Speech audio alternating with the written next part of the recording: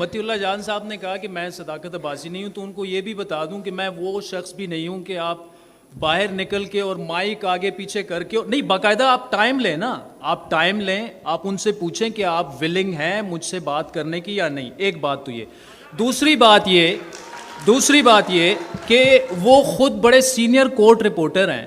انہوں نے یہ کیسے ڈیسائیڈ کر لیا جج بن کے کہ وہ انڈر ڈیورس تھا، وہ لاپتہ تھا؟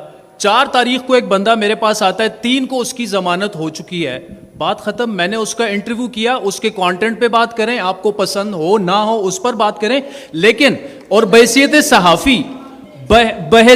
صحافی ان کو یہ بات زیب نہیں دیتی کہ میرا ورژن لیے بغیر انہوں نے فتویٰ جاری کر دیا پورے ہال میں. اچھا یہ نہیں ہونا چاہیے. وہ اپنے آپ کو ایک بیلنس صحافی نہیں کہہ سکتے یہ کر کے. آپ نے جواب دے دیا. عطر صاحب آپ بھی اور فرزانہ بھی.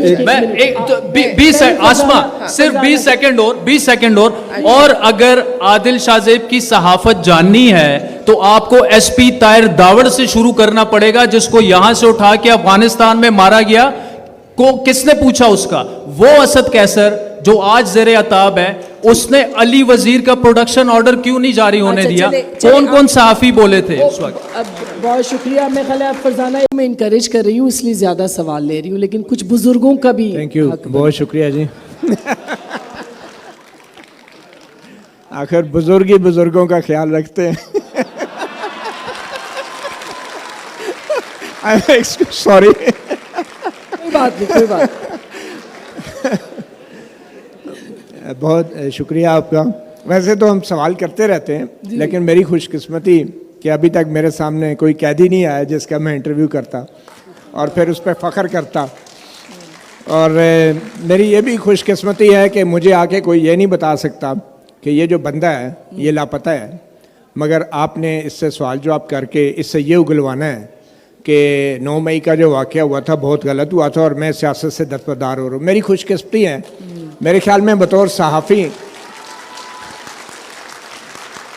صحافی ایسے افسوسناک مرحلے تک پہنچنے سے پہلے انسان کو یا تو وہ ادارہ چھوڑ دینا چاہیے یا صحافت چھوڑ دینی چاہیے. آپ کا سوال میرا حارث خلیق صاحب سے ہے. نہیں، میں اس کا جواب مگر لوں گی کیونکہ نہیں، میں نے کسی کا نام تو اگر دینا چاہتے ہیں ابھی جواب میں نے دینا ہے، لیکن یہ تقریر نہ کرے. یہ سوال اس نے اگر کر دیا میں نے اس کو جواب دینا ہے. متی میں خیال ہے جواب میں This is not on کہ آپ الزامات لگا کے اور پھر اس طرح.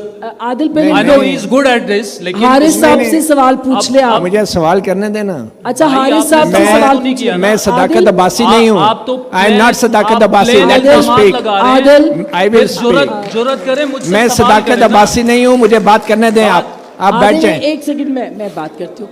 بات یہ ہے حارث خلیق صاحب، میں آپ سے یہ جاننا چاہتا ہوں کہ یہ آج کل جو لٹریچر فیسٹیول ہوتے ہیں، ایک تو ان میں یہ سٹیک ہولڈرز کا انتخاب کون کرتا ہے؟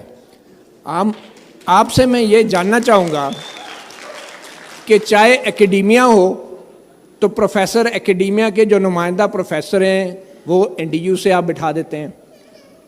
چاہے صحافی ہو تو صحافیوں کے نمائندہ آپ ان لوگوں کو بٹھا دیتے ہیں کہ جو ایک لاپتہ شخص کے انٹرویو کرتے ہیں.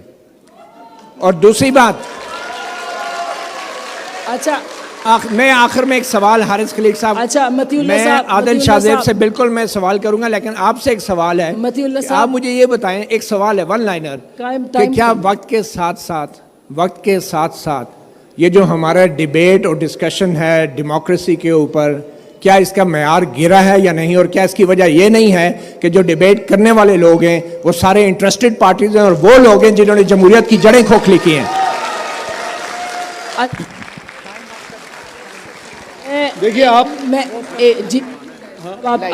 جواب دے کو بھی. بہت مختصر میں عرض کروں کہ جو معیار ہے تمام ڈیبیٹ کا پاکستان میں اور مکالمے کا، وہ گرا ہے.